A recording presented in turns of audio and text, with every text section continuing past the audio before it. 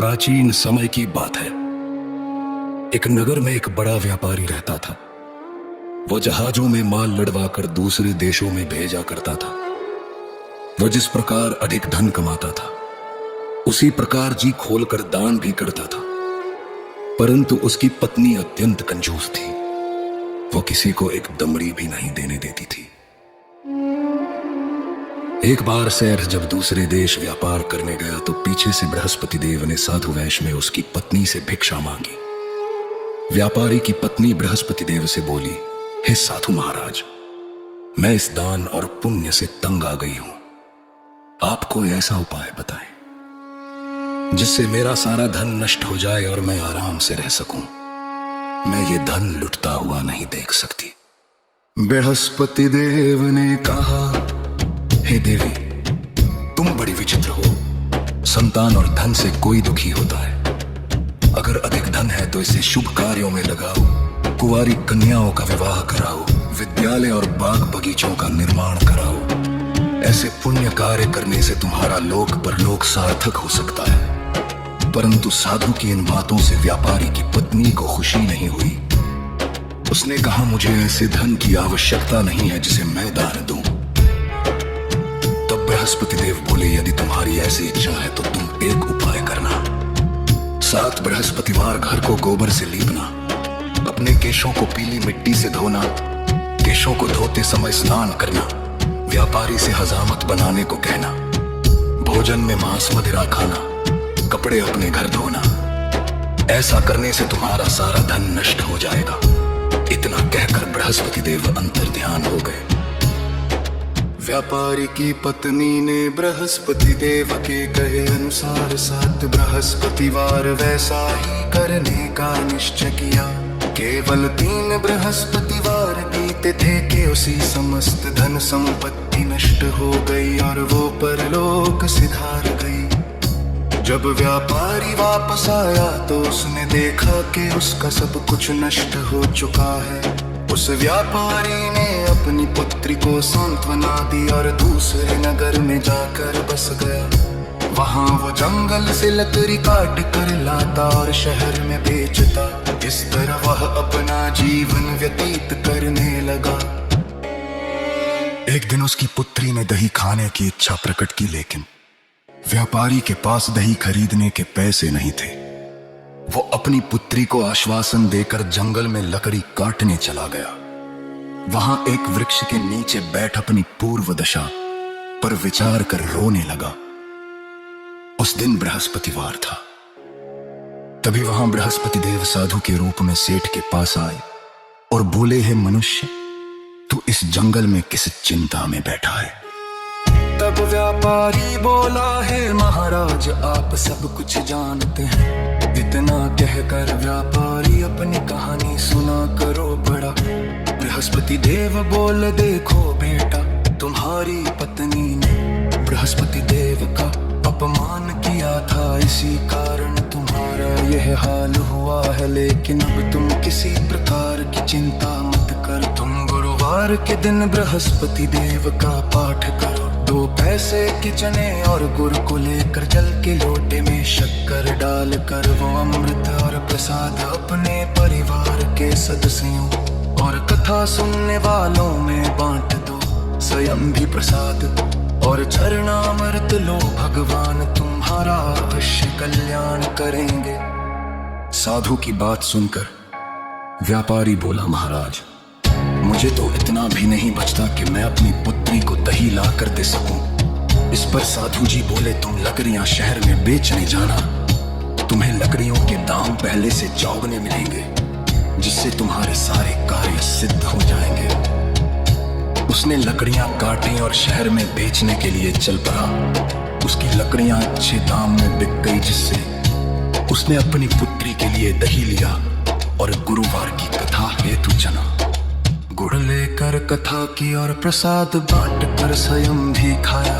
उसी दिन से उसकी सभी कठिनाइयां दूर होने लगी। परंतु अगले बृहस्पतिवार को वो कथा करना भूल गया। अगले दिन वहां के राजा ने एक बड़े यज्ञ का आयोजन कर पूरे नगर के लोगों के लिए भोज का आयोजन किया।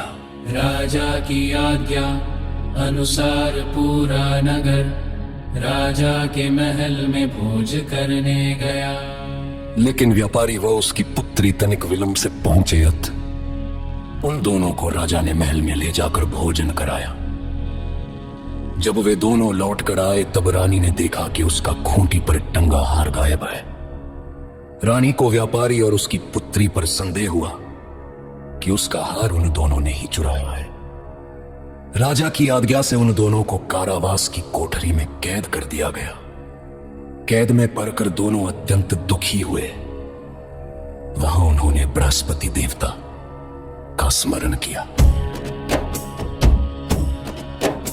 बृहस्पति देव ने प्रकट होकर व्यापारी को उसकी भूल का आभास कराया और उन्हें सलाह दी कि गुरुवार के दिन कैद खाने के दरवाजे पर तुम्हें 2 पैसे मिलेंगे, उनसे तुम चले और मुनका मंगवा कर विधि पूर्वक बृहस्पति देवता का पूजन करना।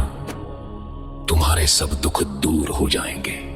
बृहस्पतिवार को कैद खाने के द्वार पर उन्हें 2 पैसे मिले। बाहर सड़क पर एक स्त्री जा रही थी। व्यापारी ने उसे बुलाकर गुड़ और चने लाने को कहा। इस पर वह स्त्री बोली, मैं अपनी बहू के लिए गहने लेने जा रही हूँ, मेरे पास समय नहीं है। इतना कहकर वह चली गई। थोड़ी देर बाद वहां से एक और स्त्री निकली। व्यापारी ने उसे बुलाकर कहा कि हे बहन, मुझे बृहस्पतिवार की कथा करनी है, तुम मुझे 2 पैसे का गुड़ चना ला दो। बृहस्पति देव का नाम सुनकर वो स्त्री बोली, भाई मैं तुम्हें अभी गुड़ चना ला कर देती हूँ। मेरा इकलौता पुत्र मर गया है, मैं उसके लिए कफन लेने जा रही थी, लेकिन मैं पहले तुम्हारा काम करूंगी, उसके बाद अपने पुत्र के लिए कफन लाऊंगी। वह स्त्री बाजार से व्यापारी के लिए गुड़ चना ले आई और स्वयं भी बृहस्पति देव की कथा सुनी। कथा के समाप्त होने पर वह स्त्री कफन लेकर अपने घर गई। घर पर लोग उसके पुत्र की लाश को राम नाम सत्य है कहते हुए शमशान ले जाने की तैयारी कर रहे थे। स्त्री बोली, मुझे अपने लड़के का मुख देख लेने दो। अपने पुत्र का मुख देखकर उस स्त्री ने उसके मुंह में प्रसाद और चरणामृत डाला। प्रसाद और चरणामृत के प्रभाव से वह पुनर्जीवित हो गया। पहली स्त्री जिसने बृहस्पति देव का निरादर किया था, वह जब अपने पुत्र के विवाह हेतु पुत्र वधू के लिए गहने लेकर लौटी और जैसे ही उसका पुत्र घोड़ी पर बैठकर निकला, वैसे ही घोड़ी ने ऐसी उछाल मारी कि वह घोड़ी से गिरकर मर गया। यह देख स्त्री रो रो कर बृहस्पति देव से क्षमा याचना करने लगी। उस स्त्री की याचना से बृहस्पति देव साधु वेश में वहां पहुंचकर कहने लगे, देवी तुम्हें अधिक विलाप करने की आवश्यकता नहीं है। यह बृहस्पति देव का अनादर करने के कारण हुआ है। तुम वापस जाकर मेरे भक्त से क्षमा मांगकर कथा सुनो, तब ही तुम्हारी मनोकामना पूर्ण होगी। जेल में जाकर उस स्त्री ने व्यापारी से माफी मांगी और कथा सुनी। कथा के उपरांत वह प्रसाद और चरणामृत लेकर अपने घर वापस गई। घर आकर उसने चरणामृत अपनी मृत पुत्र के मुख में डाला। जेल में जाकर उस स्त्री ने व्यापारी से माफी मांगी और कथा सुनी। कथा के उपरांत वह प्रसाद और चरणामृत लेकर अपने घर वापस गई। घर आकर उसने चरणामृत अपने मृत पुत्र के मुख में डाला। चरणामृत के प्रभाव से उसका पुत्र भी जीवित हो उठा। उसी रात बृहस्पति देव राजा के सपने में आए और बोले, हे राजन, तूने जिस व्यापारी और उसके पुत्री को जेल में कैद कर रखा है वो बिल्कुल निर्दोष है। तुम्हारी रानी का हार वही खूंटी पर टंगा है। दिन निकला तो राजा रानी ने हार खूंटी पर लटका हुआ देखा। राजा ने उस व्यापारी और उसकी पुत्री को रिहा कर दिया और उन्हें आधा राज्य देकर उसकी पुत्री का विवाह उच्च कुल में करवाकर दहेज में हीरे जवाहरात